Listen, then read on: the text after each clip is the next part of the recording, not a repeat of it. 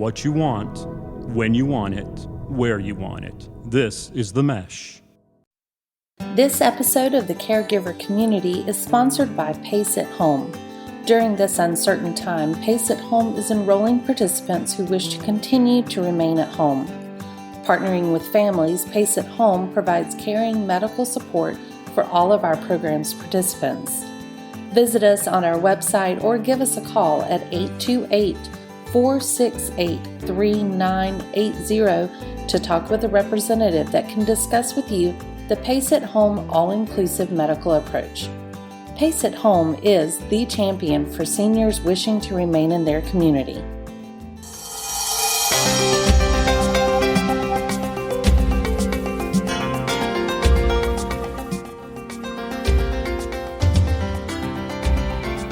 Welcome to the Caregiver Community. This is a place where we talk about the joys and the challenges of caring for our aging parents, as well as caring for ourselves. I'm Frances Hall, founder and executive director of ACAP, Adult Children of Aging Parents. In this podcast, we're talking about breathing to thrive, not just survive. My interviewee, Charlotte Bayala, a certified yoga and meditation instructor for the past 10 years. Among her many certifications, she is a breath coach and a cancer patient yoga instructor. She is the caregiver for her husband, who was diagnosed with incurable thyroid cancer in 2013, so she knows the joys and the challenges of the journey. After spending several years trying to figure out caregiving and how to take care of herself in the midst of it, she realized that her yoga could help. She now uses her skills and experience as a caregiver to support other caregivers in thriving, not just surviving. Charlotte has a master's degree in history and is the creator of the Love Your Caregiving Life podcast and the Caregiving Confessions monthly digital magazine, as well as she teaches virtual yoga and meditation classes. So you can find her, if you're interested in more, you can find her at www.loveyourcaregivinglife.com. Charlotte, that's a lot. Thank you so much for being with us and helping us understand how to breathe. Oh, thank you, Frances. I'm really honored to be here with you today. Bless you. Okay, so let's start.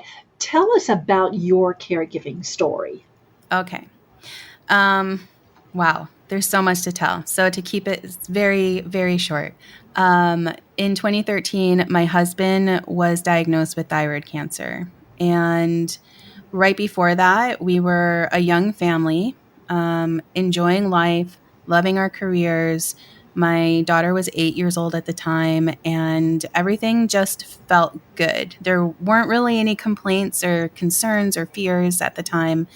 And so when he found out that he had thyroid cancer, everything was just turned upside down. Sure. And so it turned to be the opposite. It was us not knowing what the future held for us, having that anxiety and fear. And at the same time, I tried to keep it all together, making sure that my husband found the care that he needed, but at the same time, keeping a really stable household for my daughter, because we didn't want her to grow up in fear, because cancer was now in the house. And so I spent a good 6 months, I think, just trying to make it through the day, make it through the next doctor's appointment.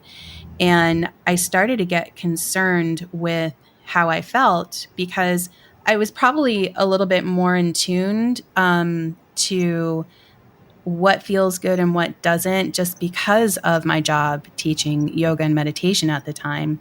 And I knew things were off balance from the very start, but those are things that you don't concern yourself with when you're trying to help the person that you're caring for, especially when it feels like it's in crisis mode.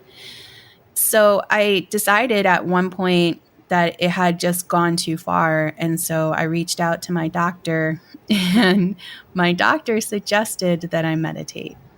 And that was kind of a punch in the gut for me, because in my job, I was teaching people how to meditate and how to de-stress. And it was good that I had that in my life because I had to only focus on what I needed to do in that class and had to leave everything at the door. But as soon as I left that door, I stopped being that yoga and meditation teacher and became a caregiver. And I didn't merge the two when I first became a caregiver.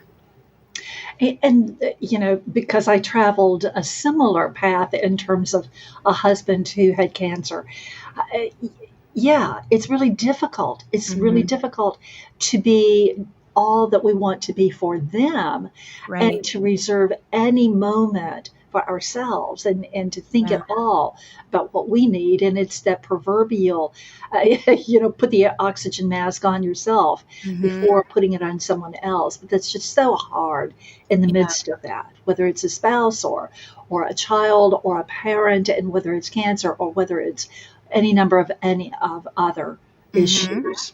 Yeah, yeah. So let's talk. Let's get a little more academic. But thank you for sharing Yeah. that journey, because that's hard. That's Yeah. just hard.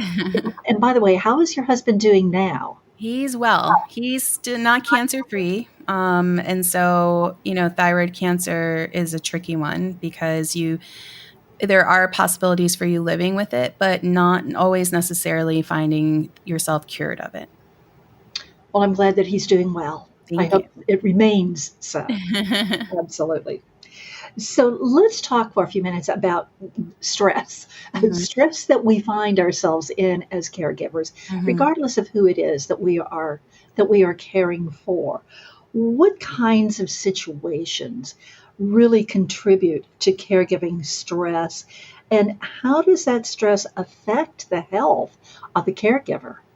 Yeah, that's an important thing to understand because once you become a caregiver, we're under an intense amount of stress from the very start, especially if you're just finding out that a parent has been diagnosed, a loved one needs for you to help them full time.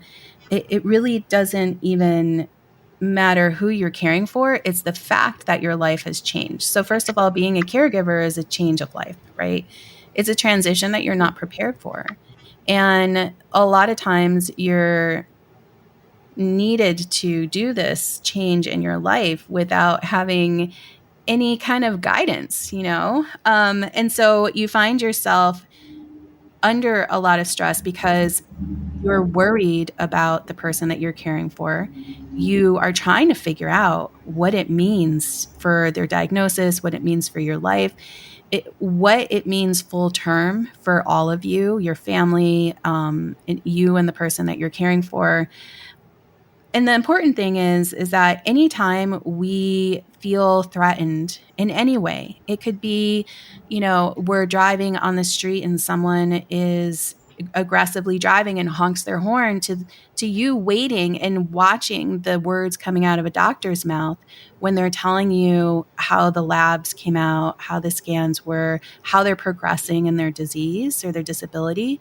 So stress comes from everywhere. It comes from you not being able to find your keys when you're trying to get to that therapy appointment with your parent. And it comes when you can't find the parking spot when you're taking your loved one to chemotherapy. It's all these little things, big and small. And the thing is, a lot of times, most of the time, especially as caregivers, we just assume that's the way life needs to be. And we don't do anything to mitigate the stress that we are living with. And so it just continues to pile on. When that happens, there's a lot of things that become more difficult. Enjoying our lives becomes more difficult.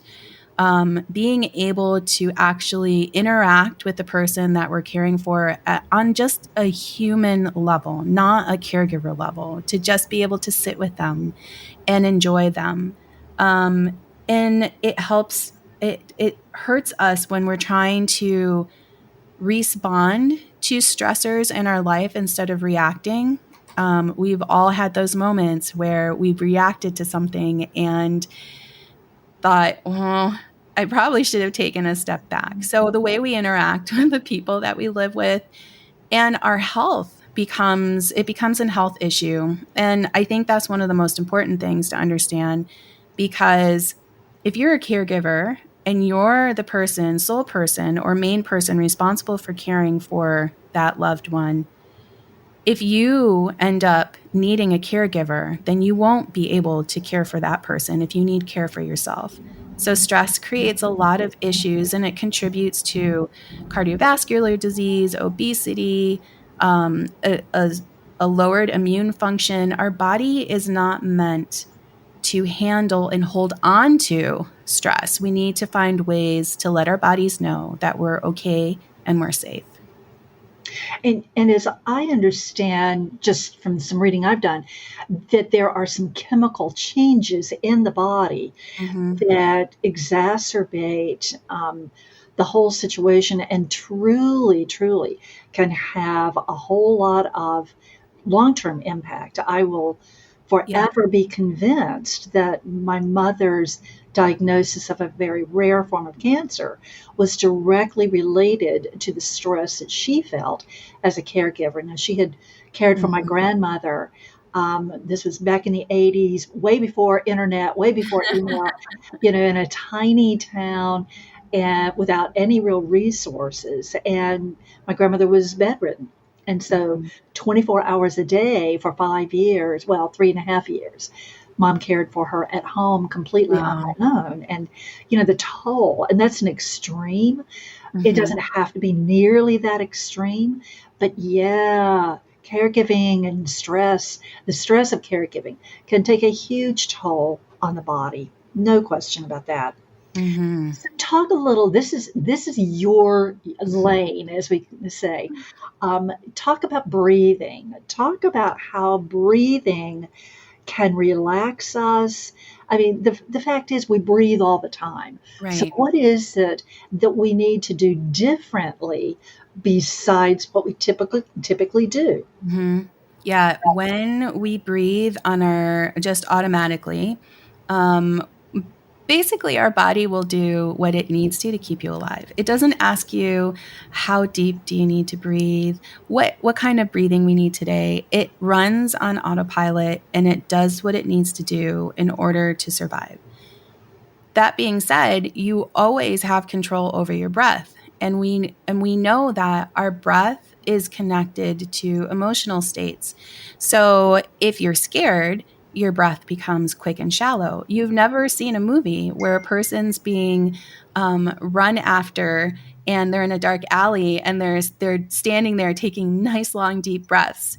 Our breath is the way that we can check to see how we are doing in terms of stress, in terms of our emotional state, and understanding that you can control that breath in order to change what you're experiencing is one of the best tools a caregiver can have, because you always have your breath and you can do it at any time.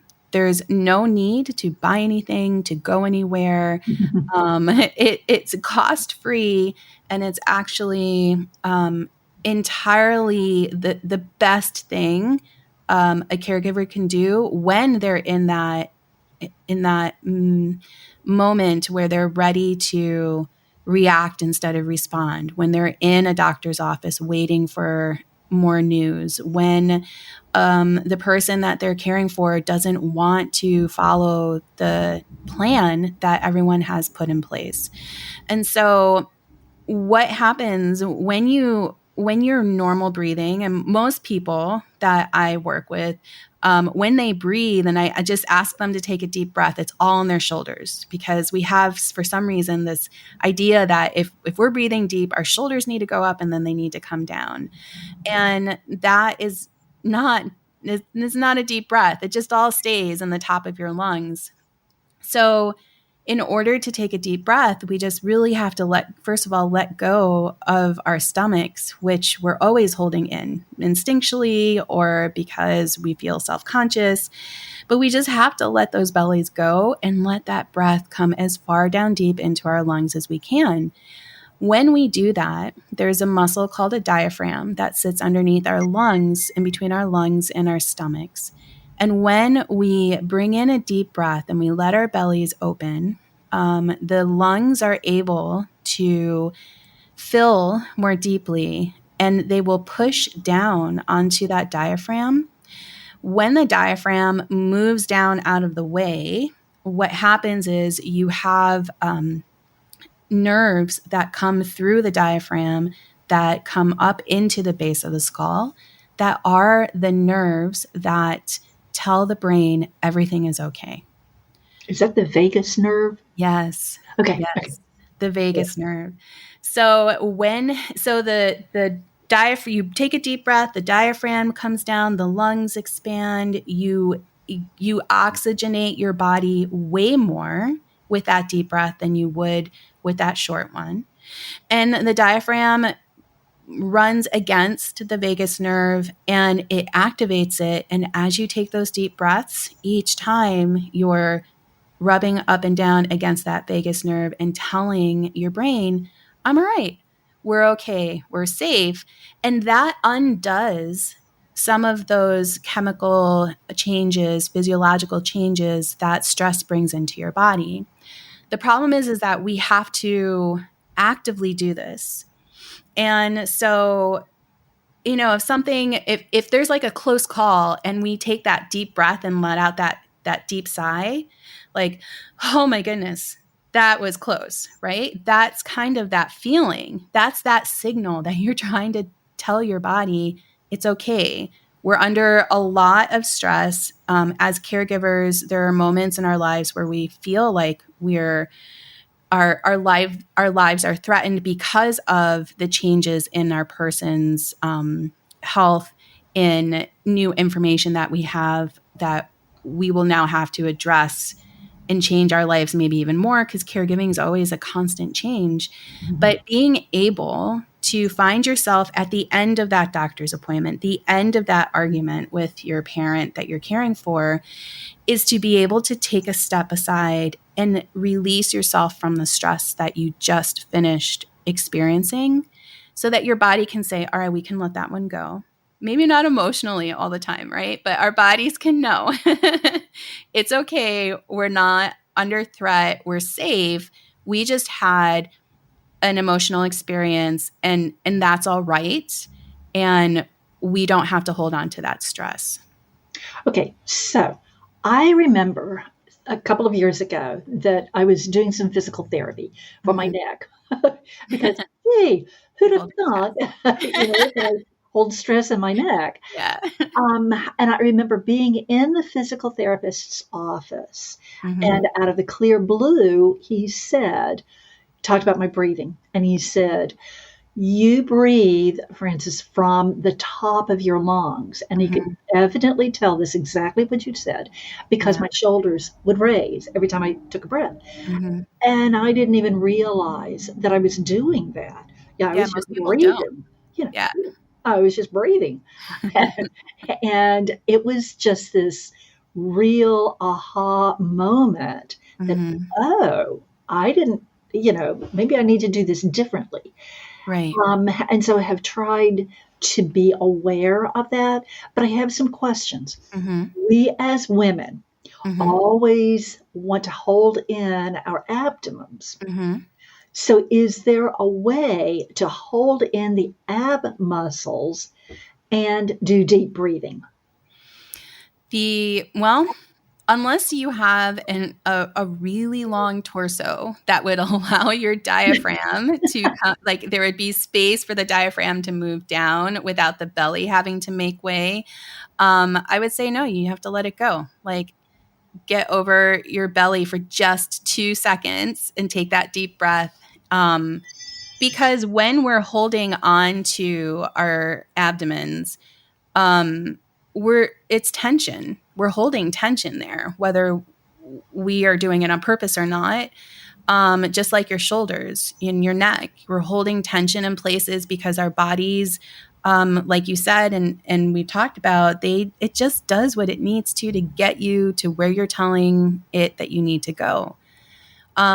So if you're holding on to your belly, but you're trying to keep a deep breath, then it's almost mixed signals, right? Because you're holding on to tension, but then you're breathing in deeply. There is a place for holding on to tension in your belly and breathing out to the side. I teach Pilates, and that is how you breathe, but that's because we're trying to work that area instead of letting it go and relax. So there is a place for that breath, but in terms of finding yourself into that rest and digest nervous system mode, I would say if you can't do it in public, I mean, I've said many times in public, find a bathroom and breathe, you know, find a closet. I used to always love closets are so quiet and they're so warm, and just, stepping into the closet, closing the door for a minute or sliding it shut and just taking a couple deep breaths. Because once you feel how good it makes you feel, you won't care what you look like when you do it in the future. So when we take a deep breath, should we feel it? Feel like our ribs are expanding? Yeah. Should we have that feeling? Yeah. So what happens is, trying, of course, to try to breathe through your nose, because it'll warm the air. When we breathe through our mouths, there's a lot of different things that happen. Breathing through your nose will warm that air to begin with. And so breathing through your nose, and then you'll notice it coming down through your throat. And then automatically you'll feel it at the top of your lungs. Like you'll know, oh, this is what breathing feels like. Once you get there, then it's time to say, all right, how much farther can I bring this air in? And so when that happens, you'll feel the ribs expand first, because the lungs need space to move. So then the lungs will expand, the ribs will open a little bit. And then once you get there, that's when you can say, all right, I'm just going to let my belly relax. I'm going to see if I can bring it in a little deeper. Now, if you haven't taken a deep breath in years, then it might feel like not much is moving. As long as you feel like that breath is a little bit deeper than what you normally do, that's the goal. And each time, just making it a little bit bigger, because there's a lot of muscles in between our ribs. The lungs, if they haven't opened, it'll take a little bit of time for your body to really become used to taking in a deep breath. Gotcha. Oh, phooey, and there was something else I was going to ask you about that. Oh, so what you really are saying is that it is okay not to consistently, that it would be optimum for us to always breathe deeply. But the reality is we probably don't. And so there are those times that we need just to be really intentional, that we will help ourselves and thereby help our loved one. If we will take those moments just to be intentional and to be aware of our breathing and to intentionally breathe deeper. Correct. Yeah. If you can understand what stress feels like to you, if you can pinpoint when that moment comes where you feel like your body is becoming more tense, you're becoming more emotional, then that is the best time for you to take a step back and take a couple of deep breaths and see how it changes how you not only respond, but recuperate from that instance of stress in that moment. Now, deep breathing is different when you're trying to, like, you just had a big moment and you just really need to recuperate from that, and because it helps you become resilient, right? When you start to respond with deep breathing when you're under stress, then it becomes a little bit more instinctual. Now, a little bit deeper of a breath, long term, all the time, isn't something that I would be too concerned about, because once you start using your breath to help mitigate stress, you're going to instinctually start to breathe just a little bit deeper, because it's going to be easier for you to do, because it's a feeling, it's emotion, it's an aspect of you living as a human that has changed, that you'll become accustomed to doing. As you're talking, I'm remembering my mother had COPD at the end of her Mm. life. And of course, I mean, that was just terrifying for her to not be able to breathe. Mm-hmm. And I remember that there were several times when her nurse or whomever would say, smell the roses and blow out the candles. Yeah. Which is exactly what you're saying, that it's breathe in through your nose and breathe really deeply, that you are Mm-hmm. smelling this wonderful fragrance, this Right. wonderful rose, but then blow out the candles, that it then sent the air out through the mouth. Yeah. The blowing out through your mouth helps strengthen your lungs, because they might have told her to blow out as if she was blowing out of a straw, or pursing her lips together, maybe. Yes. Yeah. Yeah. Yeah. Giving yourself resistance, any way that you breathe, is going to help strengthen your lungs because of that resistance. So if someone were telling me, I don't have a lot of lung capacity, I'm sure a lot of us know that little, I call it a toy, but it's not. It's a tool that they give you in the hospital that has little balls in it. I call it a toy because my husband, we would have a whole room of a collection of them from all the surgeries that he's had, and they've given it to him. But we always have a contest to see who can breathe the deepest, to get the balls up as high as possible. And so what that does is it restricts your breathing. It makes you have to breathe through a smaller area than you would with your mouth open or through your nose. So that there is a lot of science behind that, and there are a lot of people who would say if you're having lung issues and capacity there, that changing the form of breathing, just the surface area that the breath can come into your body, would make a difference. Now, pretending you can smell something, I've always say, try to smell what type of cookies they're cooking in the kitchen. Like, imagine that you just got that faint whiff of something is baking, and you're trying to figure it out, because almost all of us have had that experience. And so just trying to breathe it in to see what's baking in the kitchen. Otherwise, if people are really attached to scent, put on a cream that is the scent that you love. A cream, because the scent doesn't last for forever. It's not as strong as an oil or a perfume. And just cup the hands around your mouth, and your nose, or bring the hands to right in front of your nose and try to breathe it in.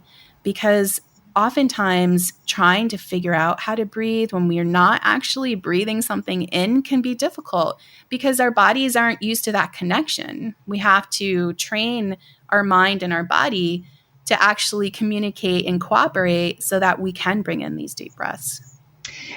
When you were talking about putting the lotion on, I got this beautiful picture of somebody, a loved one putting lotion on their loved one's hands, Yeah.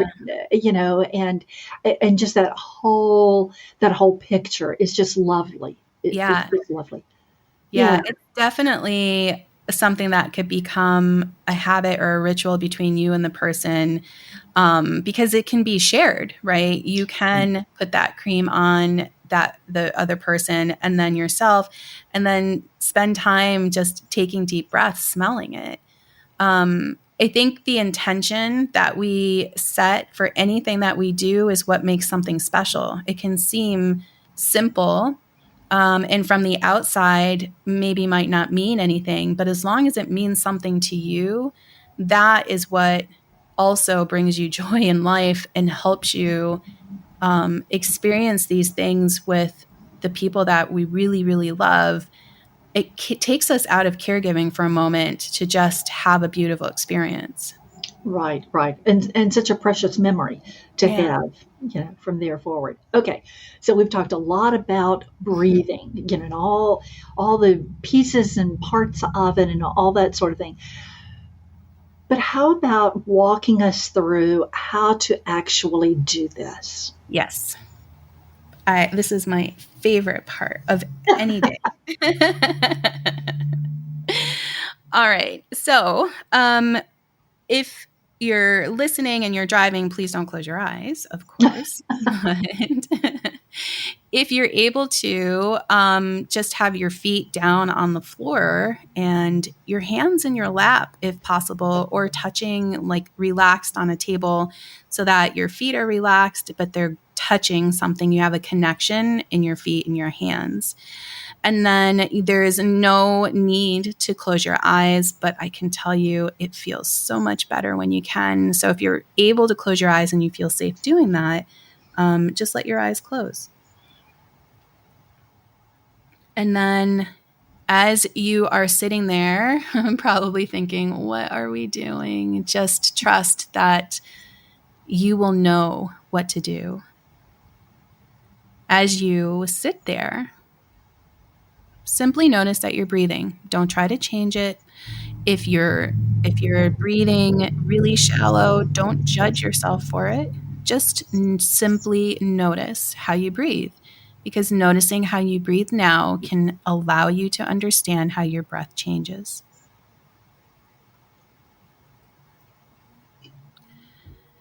As you continue breathing, notice the breath as it comes in and out through the tip of your nose. Notice how it feels as it comes in through the nose and out through your nose. You might notice that the temperature changes between that breath in and the breath out.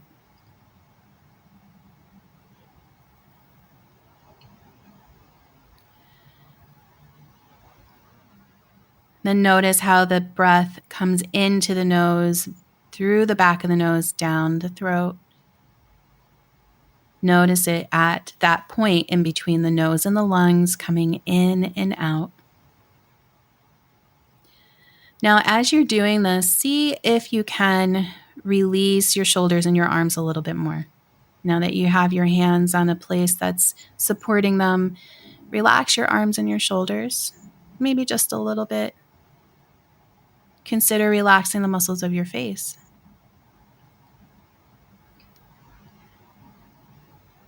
Now notice your breath as it enters your lungs.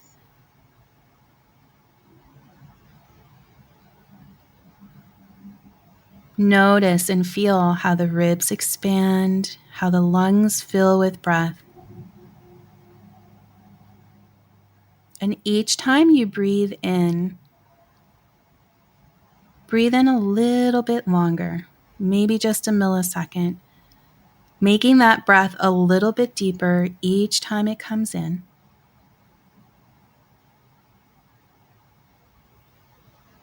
Noticing how the ribs and the lungs expand on the inhale and how they come back into place on their own as you let that breath back out.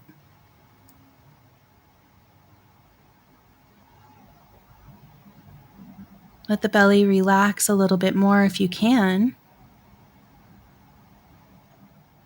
And as you inhale, imagine that you're trying to bring that breath all the way down to your toes.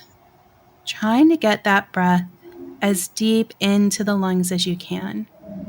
And maybe the first couple of breaths feel a little bit too big, and that's okay. Make them a little bit shorter. Each time finding what that deep breath feels like for you and what the perfect deep breath is for this very moment. It always changes.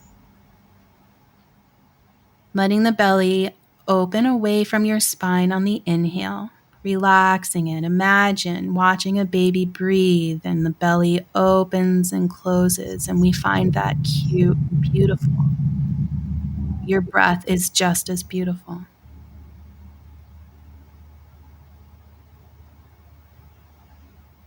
Now notice there's a slight pause between your inhale and your exhale.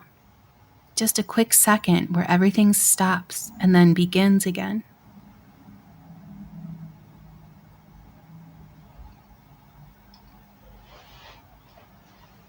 Bring your attention back to your belly, noticing how it opens with each deep inhale.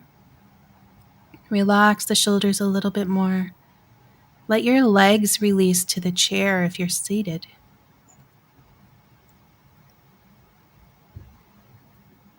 Coming back to the ribs and the lungs, notice how they open and expand with each inhale.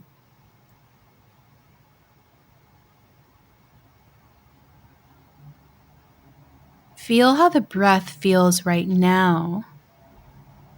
Does it feel easier? Does it feel deeper than it was when you first started?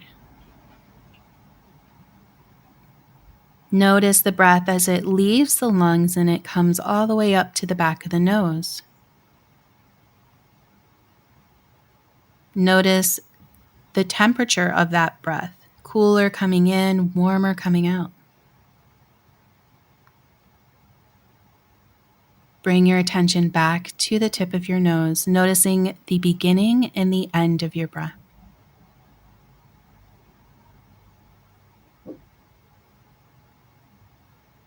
Now, as you continue breathing, slowly allow that breath to become a little bit shallower each time, a little bit shorter, until you find yourself breathing what could be normal for you that still feels relaxing.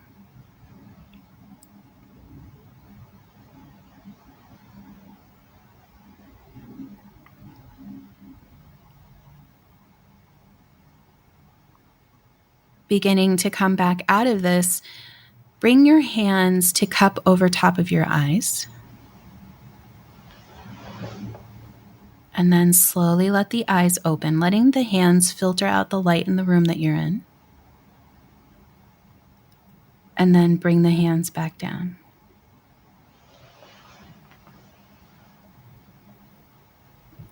That was your deep breath. How nice. How nice. I can feel myself. I don't know how it will be for others, but I can feel myself struggling to focus on my belly and allow the breath to come in and then to go out. And I would catch myself a couple of times realizing that my shoulders were going up. Yeah. But there was that one moment that it was like, yeah, this, that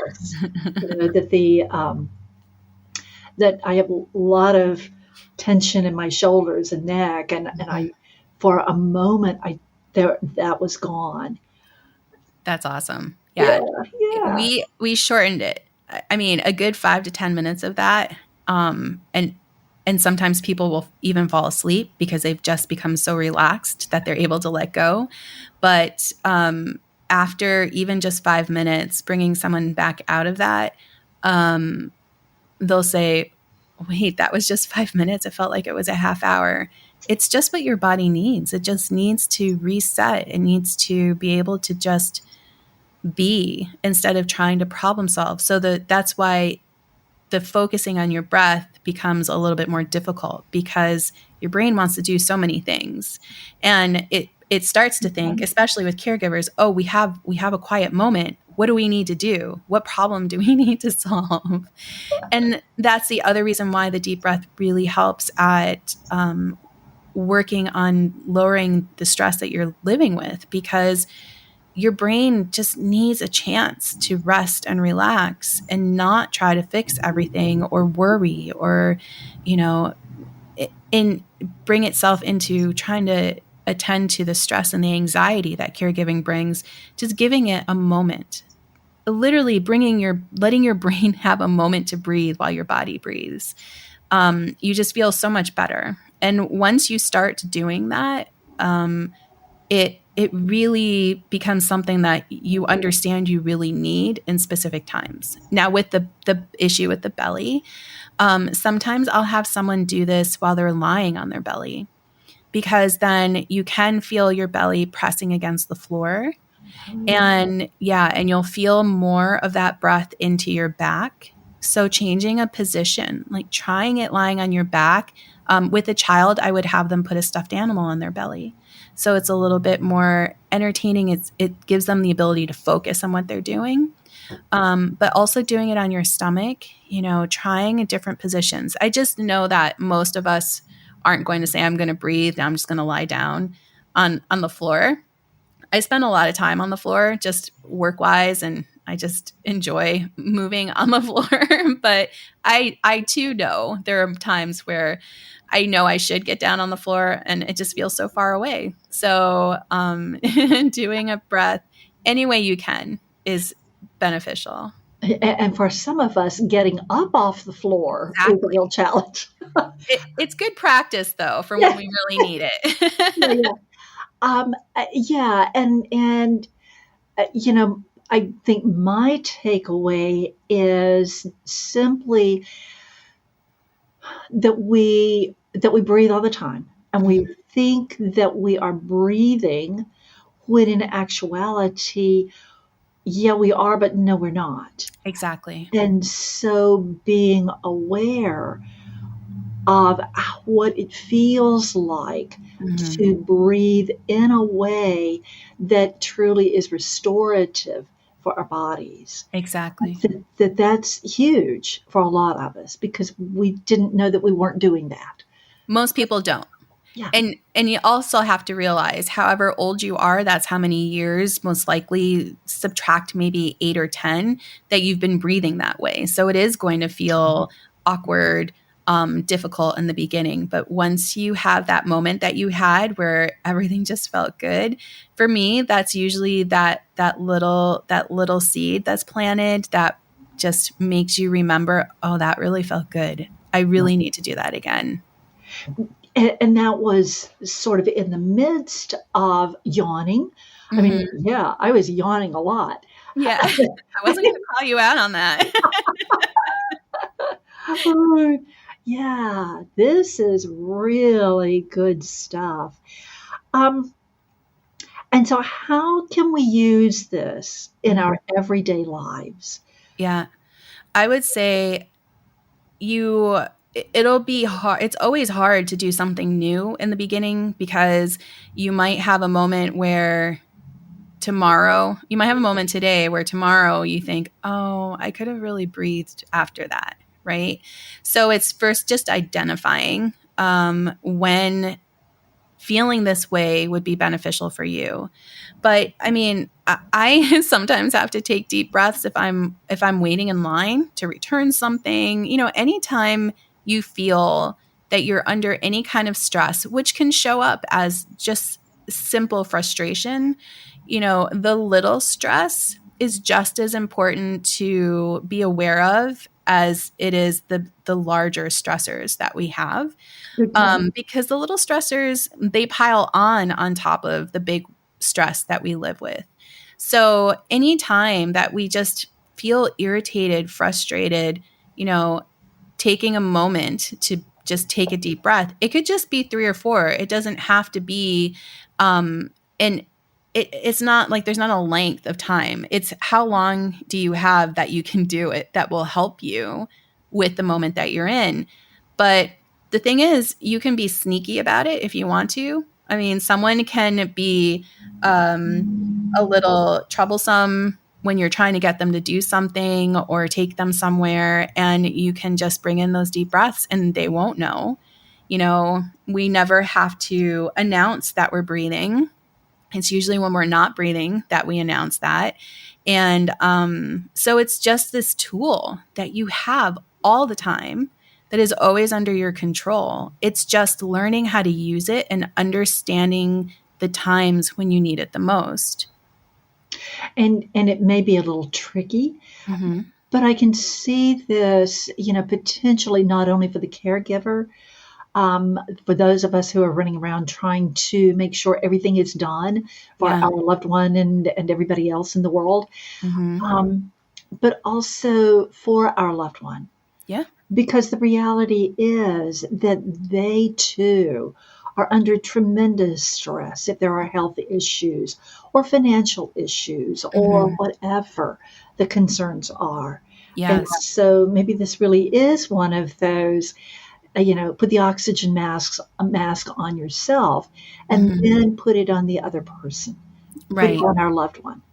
Yes, definitely. Yeah. And how happy will they feel when you share with them a way for them to feel really good, even if it's just for a moment? And particularly if it's that the two of you are doing it together. Yeah. Charlotte, thank you. This is really good stuff and really important stuff.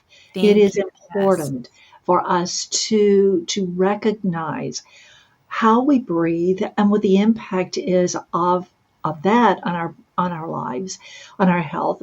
But then on the flip side, how to breathe in such a way that it truly does restore us. So thank you. Thank you for being here. Thank you for doing this. Thank you for having me. Absolutely. And thank you to you, our listeners.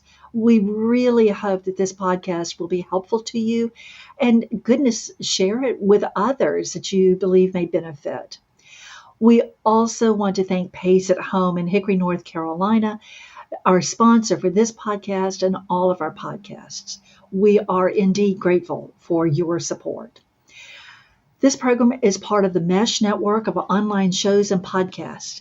You may find more of our Caregiver and Community podcasts on any of the platforms where you listen to podcasts, and you also will find them on our website, www.acapcommunity.org. While you're on our site, we do hope that you will take a few minutes to learn more about ACAP, our educational programs, and our local chapters, and our symposia. And if there are other topics you would like for us to address as a podcast, please do let us know. As we say so often in ACAP, regardless of our age, our background, our education, career, or anything else, when it's our mother, our father, our spouse, our loved one who needs the help, caring for and advocating for that person becomes very personal and extremely important. So please care well for your loved ones, but also remember to breathe and to take care of you. Stay well. Bye for now.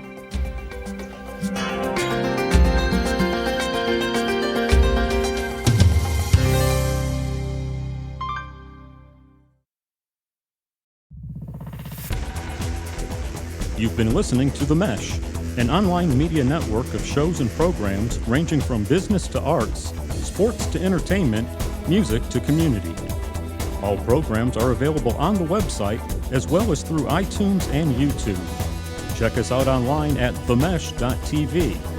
Discover other network shows and give us feedback on what you just heard.